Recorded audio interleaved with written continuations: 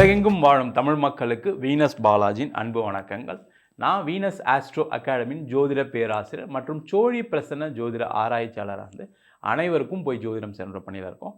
நம்ம சேனலில் first time பார்க்குறீங்கன்னா சப்ஸ்கிரைப் பண்ணிக்கோங்க. பெல் பட்டனில் ஆல் ஆப்ஷன் ப்ரெஸ் பண்ணுங்கள். நம்ம இன்றைக்கி சனி பகவானுடைய வக்கர பயிற்சி பலன்களை பற்றி இந்த வீடியோ டீட்டெயிலாக பார்க்க போகிறோம். 12 ராசி என்பவர்களுக்கு எந்த மாதிரி யோகா பலனை கொடுக்க போகிறாரு, எந்தெந்த விஷயங்களில் பிரச்சனைகளை கொடுக்க போகிறாருன்னு டீட்டெயிலாக பார்க்க போகிறோம். ஸ்கிப் பண்ணாமல் பாருங்கள். லைக் பண்ணுங்கள், கமெண்ட் பண்ணுங்கள், ஷேர் பண்ணுங்கள். நம்ம சனி பகவானுடைய வக்கர பயிற்சிக்கு சொல்கிறதுக்கு முன்னாடி சனி பகவானுடைய காயத்ரி ஓம் காகத் வஜாய வித்மகி கட்க அஸ்தாய தீமகி தன்னோ மந்த பிரஜோதயாத் அப்படின்னு சொல்லி 12 ராசி அன்பர்களுக்கும் சனி பகவானுடைய பயிற்சி பலன்களை பார்க்கலாம். கடக ராசி அன்பர்களுக்கு சனி வக்கர பயிற்சி பலனை பற்றி இந்த வீடியோ டீட்டெயிலாக பார்க்க போகிறோம். இந்த கடக ராசி அன்பர்களுக்கு இப்போ 9ஆம் இடத்தில் சனி பகவான் வக்கர பயிற்சியாக போகிறார். இந்த கடக ராசி அன்பர்களுக்கு இந்த ஒரு காலகட்டம் கொஞ்சம் கவனமாக இருக்கக்கூடிய ஒரு காலகட்டம். காரணம் என்னன்னு கேட்டிங்கன்னா, இந்த 9ஆம் இடத்துல இருக்கக்கூடிய சனி பகவான் வக்கர கதியில் வரும்போது அவர் கொஞ்சம் அஷ்டமஸ்தானத்தில் இருக்கக்கூடிய ஒரு பலன்களை கண்டிப்பாக கொடுப்பார். அதில் கொஞ்சம் அதிகப்படியான கவனங்கள் கண்டிப்பாக கடகராசி என்பது கொஞ்சம் அடுத்த 6 மாதம் அதிகமான முன்னெச்சரிக்கை ஏற்பாடோடு இருக்கக்கூடிய ஒரு காலகட்டம். எதெல்லாம் இருக்கணும்? முதல்ல பார்த்திங்கன்னா, வேலையில் அதிகப்படியான நெருக்கடி, பிரச்சனைகள், கஷ்டங்கள், தொல்லைகள் அதிகமாக வரக்கூடிய ஒரு நேரம். சில பேருக்கு பார்த்திங்கன்னா, நீங்கள் என்ன தான் வேலை செஞ்சால் கூட உங்களை ஏதாவது ஒரு கெட்ட பெயர் ஏற்படுத்தணும்னு சொல்லி நிறைய முயற்சிகள் நடக்கும் உங்கள் ஆஃபீஸில். பெண்களாக இருக்கீங்க அப்படின்னா ஆண்கள் மூலமாகவும், ஆண்களாக இருக்கீங்கன்னா பெண்கள் மூலமாகவும் நிறைய பிரச்சனைகள் அலுவலகத்தில் உயர் அதிகாரிகள் மூலமாக, கூட இருக்கிறவங்க மூலமாக, உங்களுக்கு கீழே வேலை செய்கிறவங்க மூலமாக கண்டிப்பாக நடைபெறக்கூடிய காலகட்டம். கொஞ்சம் கவனமாக இருக்கிறது நல்லது. நெருக்கடியாக இருக்குது, வேலை மாறணும் அப்படின்னு நினச்சிங்கன்னா கண்டிப்பாக மாறிக்கலாம். அதில் எந்த பிரச்சனையும் வராது, கவலைப்பட வேண்டாம். அந்த மாதிரி நெருக்கடியை ஃபீல் பண்ணுறீங்க. நிறைய கடகராசி என்பது இப்போ ஒரு 3 மாத காலமாக அதை நிறைய சொல்கிறாங்க. ஒரு பெரிய டிப்ரெஷனில் இருக்கேன், ஒரு பிரச்சனை இருக்குது ஆஃபீஸில், ஏதோ ஒரு காரணத்துக்கான பிரச்சனைகள் இருந்துக்கிட்டு இருக்குது. அந்த மாதிரி இருக்கக்கூடியவர்கள் ஒரு வேலை மாற்றம் செய்து கொள்வது சிறப்பு. அதில் எந்த டவுட்டும் கிடையாது. அதே மாதிரி நீங்கள் வேலை இல்லாமல் இருக்கீங்க அப்படின்னா ஏதாவது ஒரு வேலையை எடுத்துக்கங்க. அது எந்த வேலையாக இருந்தாலும் சரி. கடகராசி என்பவர்களுக்கு இன்னொரு விஷயம் என்னென்னா, நீங்கள் வீட்டில் இருந்தாவே ஒரு மாதிரி டிப்ரெஷனுக்கு வந்துடுவீங்க. அதனால் கண்டிப்பாக ஒரு வெளியில் போய் ஒரு வேலை செய்கிற மாதிரி, அது பார்ட் டைமாக இருக்கலாம், ஃபுல் டைமாக இருக்கலாம், ஏதாவது ஒரு வேலையை எடுத்துக்கொள்ளக்கூடிய ஒரு நேரம். இல்லை சார், நான் இதை படிச்சிருக்கேன் சார், எனக்கு இதுக்கு தகுந்த மாதிரி தான் வேலை வேணும், நான் இந்த பொசிஷன்லேருந்து வேலையை விட்டு உட்காந்துருக்கேன் சார், எனக்கு இது மாதிரி தான் வேலை வேணும்னு நினச்சிங்கன்னா அதில் ஒரு பிரச்சனையில் சந்திக்கக்கூடிய நேரம். அதனால் வேலை வாய்ப்புகள் உங்களுக்கு நீண்ட காலம் வேலையே இல்லாமல் இருக்கக்கூடிய ஒரு சூழ்நிலை ஏற்படலாம். அது முக்கியமாக படித்து முடிச்சிருக்கீங்க, மாணவர்களாக இருக்கீங்க, படித்து முடிச்சிருக்கீங்க, வேலை தரீங்கன்னா கொஞ்சம் ரொம்ப போட்டு பெருசாக எதிர்பார்க்காம ஏதாவது ஒரு வேலையில் சேர்ந்து கொள்வது சிறப்பு. அதே போல் கடகராசியாக இருக்கீங்க அப்படின்னா கண்டிப்பாக வெளிநாட்டில் இருக்கீங்க, அது ரொம்ப முக்கியம். வெளிநாட்டில் இருக்கீங்கன்னா கண்டிப்பாக ஒரு வேலை மாற்றம் உறுதியாக இருக்குது. இப்போ வேலை போகிற மாதிரி ஒரு சூழ்நிலைகள் தெரியும் வச்சுக்கோங்க, உங்களுக்கே தெரியும். பயங்கரமாக நெருக்கடி கொடுக்குறாங்க சார், வேணும்ட்டே பிரச்சனை கொடுக்குறாங்க, இல்லை ஆள் குறைப்பு பண்ண போகிறாங்க அப்படின்ற மாதிரி தெரிஞ்சதுன்னா தயவு செய்து நீங்களாகவே மாறிடுங்க. இல்லை சார், நான் ஒரு 10 வருஷமாக வேலை செஞ்சிட்ருக்கேன், 5 வருஷமாக வேலை செஞ்சிட்ருக்கேன், என் வீட்டுக்கு பக்கத்தில் இது தான், எனக்கு ஒர்க்கு ஃப்ளெக்சிபிளாக இருக்குது, இந்த மாதிரி யோசிச்சுட்டு அந்த நாளை தள்ளிடலாம், ஒன்றும் பிரச்சனை இல்லை, இப்போ வேறு ஏதாவது ஒரு சேஞ்சஸ் வந்துடும், வேறு ஏதாவது ப்ராஜெக்ட் மாறி அப்படின்னு ஏதாவது ஒரு யோசனைகள் இருந்தீங்கன்னா அதை எடுத்து தனியாக வச்சுட்டு வேலை மாறிக்கொள்வது சிறப்பு. அந்த வேலை மாறுறது இடம் மாற்றத்துடன் ஒரு வேலை மாற்றமாக தான் நல்லது, ஒரு ஆஃபீஸ் ட்ராவல் பண்ணுற மாதிரி.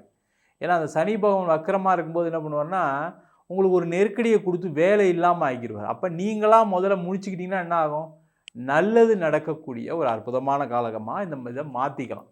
அதை செய்து கொள்வது சிறப்பு. அதே போல் தொழிலில் இருக்கக்கூடியவர்கள் அடுத்த ஒரு 6 மாதம் பெருசாக நான் இந்த நாளில் பணத்தை கொடுத்துருவேன், எனக்கு இப்படி வந்துடும், இந்த ப்ராஜெக்ட் அப்படி முடிஞ்சிடும் இப்படின்னு பிளான் பண்ணாதீங்க. எதை பிளான் பண்ணாலும் 6 மாதத்துக்கு அப்புறம் தான் எனக்கு எல்லாமே நடக்க போகுது அப்படின்னு நீங்களாகவே ஒரு விஷயத்தை ஏற்படுத்திக்கிட்டிங்கன்னா பிரச்சனைகள் கிடையாது. இல்லை சார், எனக்கு இதை முடிச்சே ஆகணும் சார், இந்த மாதம் நான் பண்ணியே ஆகணும் சார்னா அதில் ஒரு கெட்ட பேர் வருவதற்கான ஒரு சூழ்நிலைகள் உண்டு. அதில் எந்த டவுட்டும் கிடையாது. ரொம்ப கேர்ஃபுல்லாக இருங்க. தேவையில்லாமல் போய் நான் அதை செஞ்சிடும் இதை செஞ்சிடுவேன் இப்போ ஈடுபடாமல் இருப்பது ரொம்ப ரொம்ப முக்கியம். ஏன்னா இந்த காலகட்டத்தில் என்ன ஆகும்னா ஒரு பிரச்சனையில் சந்திக்கக்கூடிய காலமாக மாறிடும். நீங்கள் பிஸ்னஸ் அவ்வளோ சீக்கிரம்லாம் முடிக்க முடியாது. பிஸ்னஸில் பெரிய லெவலில் பணம் வந்து சேர்ந்துடாது. பிஸ்னஸில் உங்களுக்கு இருக்கக்கூடிய நெருக்கடி அதிகமாகக்கூடிய ஒரு நேரம். முக்கியமாக அதிக வட்டிக்கு வாங்கி நான் இந்த மாதம் வாங்கி அடுத்த மாதம் கொடுத்துருவேன், இந்த ப்ராஜெக்டை இப்போ முடித்து அடுத்த மாதம் இதுலேருந்து ரிலீஸ் ஆகிரும்னு நினச்சி செய்யக்கூடிய பொருளாதார செலவுகள், பொருளாதாரத்தில் நீங்கள் செய்யக்கூடிய விஷயங்கள் ரொம்ப கேர்ஃபுல்லாக இருங்க. பயங்கர கால்குலேட்டிவாக இருங்க. ஒரு வாட்டிக்கு 10 வாட்டி நெகட்டிவ் என்ன நடக்கும்னு யோசிங்க. ஏன்னா இந்த கடகராசி என்பது என்னென்னா நிறைய பாசிட்டிவ் யோசிப்பீங்க. அந்த பாசிட்டிவ் தான் உங்களை உயர்த்திட்டு இருக்கு, அதில் எந்த டவுட்டும் கிடையாது. ஆனால் இந்த காலகட்டம் நிறைய நம்மளுக்கு என்னென்னலாம் நெகட்டிவ்ஸ் இருக்குது. இப்போ இந்த வேலையை செய்கிறோம், இதை செஞ்சால் என்ன ஆகும், டிலே ஆச்சுன்னா என்ன ஆகும், அப்படின்னு நிறைய மொடாலிட்டிஸ் நீங்கள் ட்ரை பண்ணி பார்த்துட்டு யோசிச்சுட்டு பிஸ்னஸில் செயல்படக்கூடிய நேரம். அதே போல் எங்கேயாவது ஆர்டர் கொடுத்துருக்கீங்க, ஆர்டர் கொட்டேஷன் கொடுத்துருக்கீங்க, எங்கேயாவது ஒரு பிஸ்னஸ் வரணும்னு எதிர்பார்த்தீங்கன்னா அதிகமாக ஃபாலோ பண்ணணும். நீங்கள் ஒரு வாட்டி பேசிட்டு விட்டாலும் உங்களுக்கு கிடச்சிடாது. அப்போ பல தடவைகள் முயற்சி செய்யக்கூடிய ஒரு முக்கியமான காலகட்டம். அது வேலையாக இருக்கலாம், தொழிலாக இருக்கலாம், எந்த விஷயமா இருந்தாலும் சரி. அதே மாதிரி இந்த காலகட்டத்தில் கோர்ட்டு கேஸு வம்பு வழக்கு எதுலேயும் தலையிடாதீங்க. பிரச்சனைகள் பெருசானா கூட அது நடக்கிறது நடக்கட்டும், நான் போய் அதை போய் சீக்கிரமாக முடிக்கும்னு நினைக்க மாட்டேன்னு யோசிச்சுட்டு இருந்தீங்கன்னா சேஃபு. இப்போ நிறைய பேருக்கு என்னென்னா இடம் சம்மந்தமான கோர்ட்டு கேஸ் ஏதாவது பிரச்சனை இருக்கலாம், பூர்வீக சம்பந்தமான பிரச்சனைகள் இருக்கலாம், இல்லை திருமண வாழ்க்கையில் ஏதாவது ஒரு டைவர்ஸ் பிரச்சனைகள் ஏதாவது இருக்கலாம். அதை பெரிதாக்கக்கூடிய ஒரு நேரம். அதனால் ரொம்ப கவனமாக கேர்ஃபுல்லாக ஹேண்டில் பண்ணுங்கள். தேவையில்லாத பிரச்சனைலாம் மாட்டிக்காதீங்க. அதே போல் இந்த காலகட்டத்தில் தந்தையாருடைய உடல்நலத்தில் அதிக கவனம் எடுத்துக்கணும். யாரெல்லாம் கடகராசியாக இருக்கீங்களோ தந்தையாருக்கு உடல்நல பாதிப்புகள் வரக்கூடிய ஒரு நேரம்.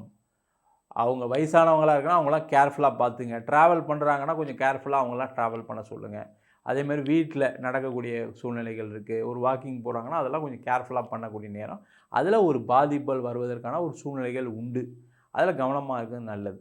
அதே போல் திருமணம் சார்ந்த விஷயங்கள். இப்போ திருமணம் நடக்குமா சார், அப்போ திருமணம் நடக்குமா சார்னா கிடச்சிரும், அதில் எந்த டவுட்டும் கிடையாது. வரன் கிடைக்குமானா கிடைக்கும்.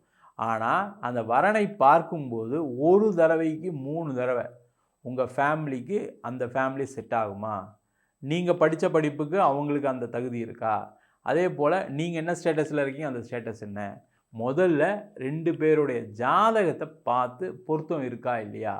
ஏன்னா அந்த கடகராசியில் கடைசியில் என்ன ஆகுதுன்னா எல்லாருக்கும் சில பேருக்கு லேட் மேரேஜ் நடக்கும். அது இந்த பூசம் ஆயில நட்சத்திரத்தில் பிறந்தாங்கன்னா கொஞ்சம் லேட் மேரேஜ் நடக்கும். அப்போ என்ன பண்ணுவாங்கன்னா கடைசியில் ஏதாவது ஒரு பொண்ணு கிடச்சா போதும், பையன் கிடச்சா போதுன்னு ஜாதகம் கூட பார்க்காம சேர்த்தவங்கனால தான் நிறைய பிரச்சனைகளை பார்த்துக்கிட்டு இருக்கோம் நாங்கள் நிறைய. அதனால் ஒரு வாட்டிக்கு 2 வாட்டி செக் பண்ணுங்கள், தப்பு இல்லை. லேட்டாக வருது, ஐயோ நம்ம இதை விட்டால் கிடைக்காதுன்னு நினச்சிக்கிட்டு எங்கேயாவது போய் மாட்டிக்காதீங்க. அதில் கவனமாக இருக்கக்கூடிய நேரம். அதே போல் திருமண வாழ்க்கையில் பிரச்சனைகள் இருக்குது சார், இல்லை சார் எனக்கும் என் கணவருக்கும் பிரச்சனை சார், என் மனைவிக்கும் பிரச்சனை, அதனால் பிரிங்களான் இருக்கும் அப்படின்னு யோசனைகள் இருக்கக்கூடியவர்கள் அந்த யோசனை அப்படியே ஒரு 6 மாதம் தள்ளி போடுங்க. அது எவ்வளோ பெரிய பிரச்சனையாக இருந்தாலும் சரி, உங்களுக்கு பிடிக்காமே இருக்கட்டும் அந்த வாழ்க்கை, தப்பு கிடையாது. ஆனால் இப்போ நீங்கள் எடுக்கக்கூடிய முடிவுகளுக்கு அதிகமாக வருத்தப்படக்கூடிய ஒரு சூழ்நிலை எதிர்காலத்தில் இருக்கும். அதனால் தேவையில்லாமல் யோசிக்காமல் இப்போ 6 மாதம் நான் எதுவும் முடிவு எடுக்க மாட்டேன், தள்ளி போடுங்க. சில விஷயத்தை பிரச்சனைகள் எல்லாத்தையும் தள்ளி போடுங்க. உங்களுக்கு பிரச்சனை வராமல் இருக்குது, இல்லை பிரச்சனை ஆகிற மாதிரி இருக்குன்னா, இல்லை உங்களுக்கு ஒரு முடிவு எடுக்க முடியலைன்னா தள்ளி போடுவது சிறப்பு. அதே போல் திருமணம் நிச்சயம் ஆகிடுச்சு அப்படின்னா என்ன பண்ணுங்கள், சீக்கிரமாக லேட் பண்ணாதீங்க. இல்லை ஒரு 6 மாதம் கழித்து பண்ணுறேன், ஒரு 3 மாதம் கழித்து பண்ணுறேன், நம்ம நிச்சயதார்த்தம் பண்ணதுக்கப்புறம் அதெல்லாம் அப்புறம் யோசிக்கலாம், இல்லை மண்டபம் பெருசாக இந்த மாதிரிலாம் யோசிக்காமல் திருமணத்தை முடிவு பண்ணிட்டீங்க, நிச்சயம் பண்ணிட்டீங்கன்னா உடனே 45 நாளுக்குள்ளே கல்யாணத்தை பண்ணிடுங்க. இல்லை ஏதாவது ஒரு இடையூறுகள் வருது, ஏதாவது ஒரு பிரச்சனைகள் வந்தாலும் பரவாயில்ல, அது கடவுள் கொடுத்ததுன்னு நினச்சிக்கிட்டு திருமணத்தை நிப்பாட்டாமல் திருமணத்தை செய்து கொள்வது சிறப்பு. ஏன்னா நடுவில் இடைஞ்சல்கள் வரும்.